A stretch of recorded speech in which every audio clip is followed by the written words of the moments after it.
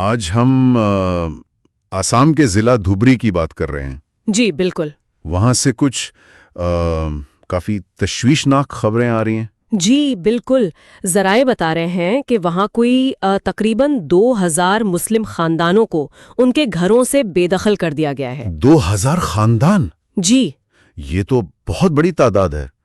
آج کی اس گفتگو میں ہم کوشش کریں گے کہ ان واقعات کی تہہ تک جائیں۔ جی، سمجھنے کی کوشش کریں گے کہ آخر ہوا کیا وجوہات بتائی جا رہی ہیں اور ظاہر ہے ان خاندانوں پر کیا بیت رہی ہے۔ تو یہ بے دخلی ہوئی کہاں ہے؟ ضلع دھبری میں کون سا علاقہ ہے یہ ضلع دھبری کا بلاسی پارا علاقہ ہے۔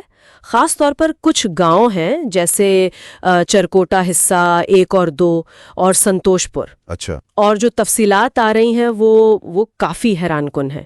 کہا جا رہا ہے کہ کوئی 100 بلڈوزر استعمال ہوئے ہیں۔ 100 بلڈوزر؟ جی، اور ساتھ میں تقریباً 3000 پولیس اہلکار بھی تعینات تھے، تب جا کر یہ تقریباً 2000 گھر گرائے گئے۔ اور یہ سب کچھ بہت تیزی سے ہوا ہے نا؟ لگا دیے گئے، اور 8 جولائی کے آس پاس تو مسماری شروع ہو گئی۔ یعنی صرف چند دن کا نوٹس؟ یہ لوگ کون ہیں جنہیں نکالا گیا ہے؟ زیادہ تر کون سی آبادی متاثر ہوئی؟ ذرائع کے مطابق یہ زیادہ تر بے زمین میاں مسلم خاندان ہے۔ میاں مسلم؟ جی، آسام میں یہ اصطلاح بنگالی نژاد مسلمانوں کے لیے استعمال ہوتی ہے، کبھی کبھی اسے منفی معنوں میں بھی لیا جاتا ہے۔ اچھا، تو یہ بے زمین لوگ تھے؟ جی، زیادہ تر بتایا جاتا ہے کہ کل ملا کر کوئی 10,000 لوگ ہوں گے جو 4 گاؤں میں پھیلی ہوئی تقریباً 5,000 بیگھہ زمین پر رہتے تھے۔ 5,000 بیگھہ زمین پر 10,000 لوگ؟ ہاں، اور اب وہ بالکل کھلے آسمان تلے ہیں۔ ایک مقیم کا بیان ہے، قاسم علی 70 سال کے ہیں، وہ کہہ رہے تھے کہ ایسا لگ رہا ہے جیسے انہیں کچرے کی طرح پھینک دیا گیا ہو۔ اللہ، یہ تو بہت ہی افسوسناک ہے۔ اتنی بڑی کارروائی کی وجہ کیا بتائی جا رہی ہے؟ آخر کیوں کیا گیا یہ سب؟ دیکھیں، جو سب سے نمایاں بات یا دعویٰ سامنے آ رہا ہے وہ ایک بڑے کارپوریٹ پروجیکٹ سے جڑا ہے۔ Corporate project? کون سا؟ اڈانی گروپ کا ایک پاور پروجیکٹ۔ کہا جا رہا ہے کہ یہ 3,500 میگا واٹ کا تھرمل پاور پلانٹ ہے اور اس کے لیے یہ زمین خالی کروائی جا رہی ہے۔ اڈانی گروپ کا پاور پلانٹ؟ کیا یہ پلانٹ پہلے کہیں اور لگنا تھا؟ جی، یہ بھی اطلاعات ہیں کہ منصوبہ پہلے کوکرا جھار ضلع میں تھا، جو قبائلی اکثریت والا علاقہ ہے۔ اچھا۔ لیکن وہاں شاید کچھ مقامی احتجاج ہوا جس کی وجہ سے اسے دھبری منتقل کرنے کی بات ہوئی۔ کیا اس بات کا کوئی ثبوت ہے کہ یہ بے دخلی اسی پروجیکٹ کے لیے ہوئی؟ کوئی کنیکشن؟ ذرائع کچھ واقعات جوڑ رہے ہیں، جیسے اڈانی گروپ کے ایک ڈائریکٹر ہیں جیت اڈانی، کہا جا رہا ہے کہ انہوں نے 22 اپریل کو اس جگہ کا دورہ کیا تھا۔ اپریل میں؟ جی، اور پھر 24 جون کو آسام کے وزیر اعلیٰ ہیمنتا بسوا سرما وہ بھی وہاں گئے، اور کچھ لوگوں کا کہنا ہے کہ ان کی دورے کے بعد ہی بے دخلی کی کارروائی تیز ہو گئی۔ تو ایک ٹائم لائن بن رہی ہے، لیکن سرکاری طور پر کیا اس تعلق کی تصدیق ہوئی ہے؟ نہیں، ابھی تک ایسی کوئی سرکاری تصدیق یا دستاویز سامنے نہیں آئی ہے جو براہ راست تعلق ثابت کرے۔ یہ زیادہ تر ذرائع اور مقامی لوگوں کے دعوے ہیں۔ سمجھا۔ تو اب ان ہزاروں بے گھر خاندانوں کا کیا ہوگا؟ کیا حکومت انہیں کوئی متبادل جگہ یا معاوضہ دے رہی ہے؟ ہاں، معاوضے کی بات تو ہے۔ اطلاعات ہیں کہ ہر بے زمین خاندان کو 50,000 روپے دینے کی پیشکش ہے۔ 50,000 روپے ایک پورے خاندان کے لیے؟ جی، یہی اطلاعات ہیں، اور ساتھ ہی انہیں ضلع دھوبری میں ہی ایک اور جگہ بوئزر الگا نامی گاؤں وہاں منتقل ہونے کو کہا گیا ہے۔ بوئزر الگا؟ جی، کیا یہ جگہ رہنے لائق ہے؟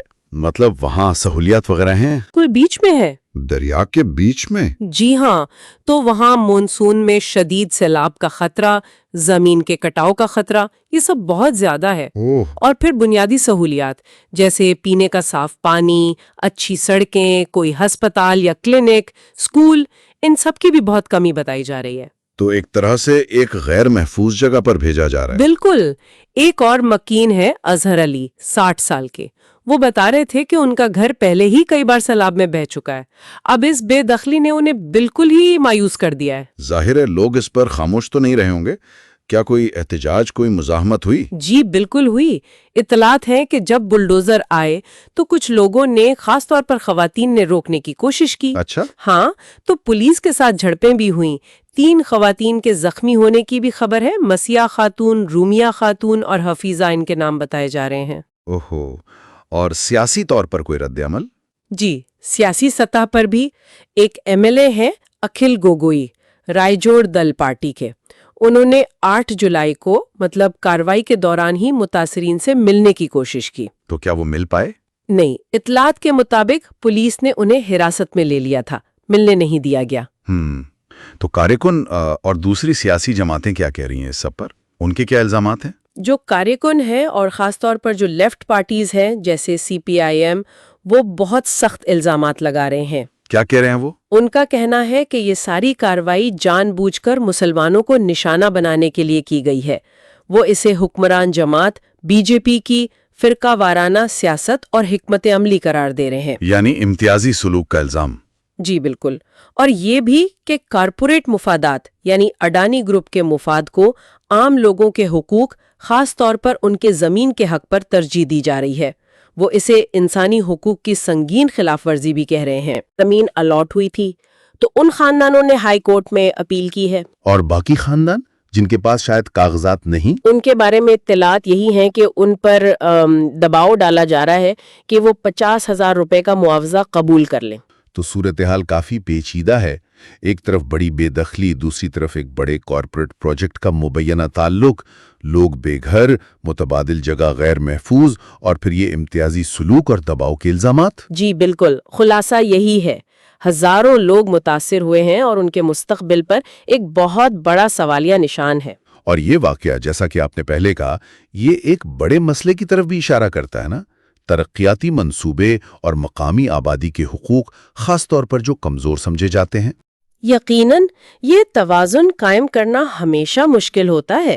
ترقی بھی ضروری ہے، لیکن کس قیمت پر اور کن لوگوں کی قیمت پر، خاص طور پر جب وہ کمیونٹیز ہوں جو نسلوں سے وہاں رہ رہی ہیں. بالکل. اور یہ سوچنے کی بات ہے کہ جب ہم بڑے پیمانے پر ترقی کی بات کرتے ہیں تو ان لوگوں کی زندگیوں اور حقوق کا کیا بنتا ہے جو ان زمینوں سے جڑے ہیں، خاص طور پر جب وہ پہلے سے ہی پسماندہ ہوں. اس پر واقعی غور کرنے کی ضرورت